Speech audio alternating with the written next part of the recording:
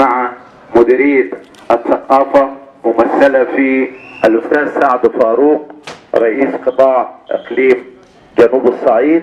والأستاذ عاصم، والأستاذ محمود مدير قصر ثقافة محافظة قنا، ومديرية الشباب والرياضة ممثلة في الأستاذ محمد فنجري وكيل وزارة، والمهندس عبد الفتاح مدير إدارة شباب قنا. مركز شباب النحال بمجلس إدارته بأهله الطيبين يرحبون بكم جميعا.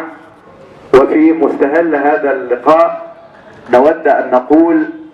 من خلال هذه الندوة أن كل مجتمع ما لم يحاول أن يصلح من نفسه ويحاول أن يتعاون كل قطاعات المجتمع، ليست الدولة فقط ممثلة في الجهات الرسمية سواء في مؤسسة رئاسة أو حكومة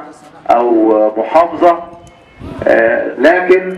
ظاهرة الإرهاب الفكري وظاهرة التطرف الفكري التي تؤدي إلى الإرهاب هي ظاهرة لابد أن يتعاون